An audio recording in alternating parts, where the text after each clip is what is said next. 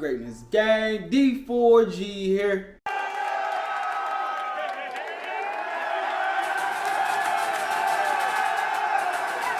I mean, you seen the title and the thumbnail. Today we're going to be tapping into 3 Naseem fragrances. One of them is supposed to be a Roja Elysium clone.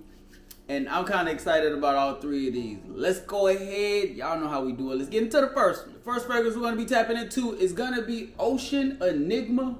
And this one is the Roja Dove Elysium clone. Now, I'm going to let y'all know right now. I'm going to have to show y'all that these are, if I'm correct, I think this is alcohol-free fragrances. So they're very water-based, I want to say. I think it's water-based.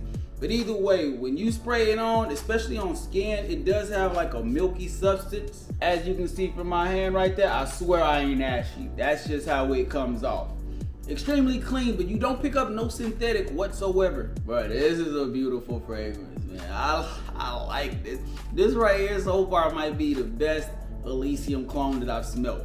Up top, you get a lot of citruses. You get a nice bergamot mixing together with a nice grapefruit. So it does have that citrus blast that we're used to up top, while mixing with a nice spice as well as a woody base. Now you do get a good touch of vetiver in this fragrance as well, but that opening, bruh, is so clean, fam. An extremely fresh fragrance in my opinion. You know how that Elysium DNA is. This is the best clone that I have smelled, or inspiration that I have smelled so far. Like, I'm telling you, extremely clean, extremely fresh, good woody base, a little bit of an amber vanilla in the dry down, so you get a little bit of sweetness. But the main thing that I like about this one is that it does maintain that bergamot, grapefruit, citrus throughout majority of this fragrance. It really doesn't die down no matter what point you're getting a smell of this. And the projection on this one is actually pretty amazing. I've worn this one a couple of times already, and that projection is just, I'm not gonna say room filler, and it's not beast mode, but you do get a good couple of feet, and it just has a habit to just linger with the body on it.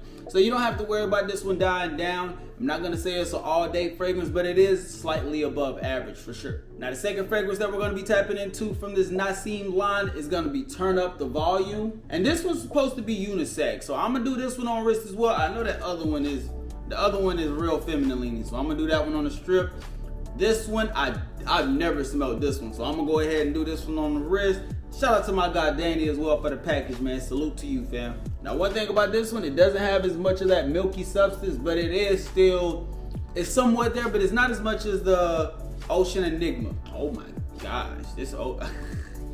but this Turn Up the Volume is nice also, man. It's very juicy in that opening, so you do get that pineapple. This one still has that freshness up top thanks to the citruses that you are getting. This has a great dose of aromatics as well, man.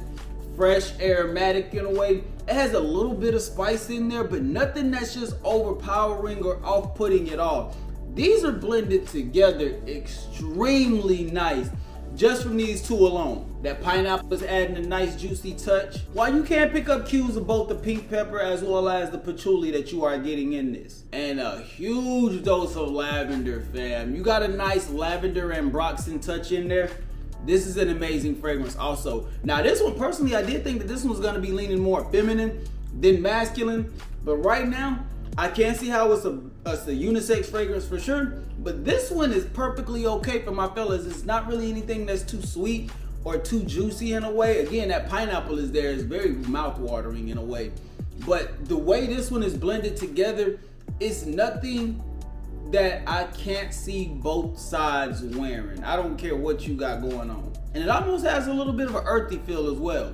Let's dive into this last one real quick, and we're really gonna see how this was coming off for the ladies. Now the third fragrance is gonna be Asma, and I don't know too much about this one, but looking at the bottle itself, I'm pretty much expecting this one to be a truly feminine fragrance. Let's go ahead, get a little bit of that. Okay, all right, bro, all right, man, hold on now. Now this was really playing on that smoky, oud, and spicy combination. So one that is gonna be appropriate for the season that we're going into, fall and winter. But this one is nice as well. I ain't gonna lie, I can see myself getting a few wears of this, cause it's not nothing that's, it does have a slight fruity appeal to it, but the way the incense smoke is coming off, it has a great dosage of oud in there. And the way that spiciness, that saffron spices blending together in this fragrance, this is one that I can, especially if you like oud, spicy, smoky fragrances, this is one that really I can see men and women enjoying as well.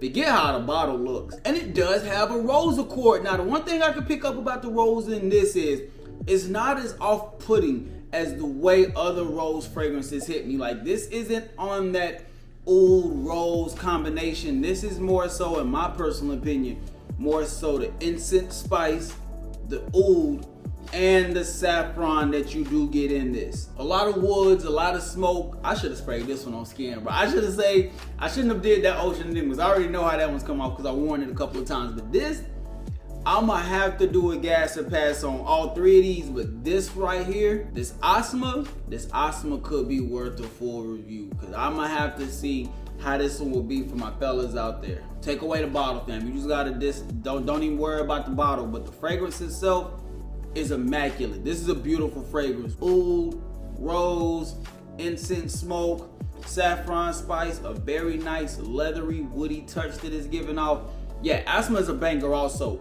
Naseem, from what I'm seeing, has some great fragrances. And right now, I do think that all of these are quite affordable. Now, I don't think that they're B.O.B. I do think that they're slightly above that, but I don't think you're paying no more than $50 for a 100 ml of a non-alcoholic fragrance that, in my personal opinion, a lot of these, out of all three of these, don't really have a particular season. Like, you can write these however you really want to, year round also. Yeah, man. Winter chicken dinner. I'm rocking with these, man. I will be doing a gas or pass on every single one of these because they're a hit to me. I just gotta let y'all know the performance, the accessibility, scent profile, situations. I'm definitely gonna be tapping into that with y'all. So make sure you got your bell notification set so you can be updated. But with all that being said, we to get up out of here. I hope y'all have a great day. I hope y'all have a phenomenal day. Stay on your square. Stay on your purpose. Don't let nobody take you off of it, fam. D4G, truly blessed, destined for greatness. We out.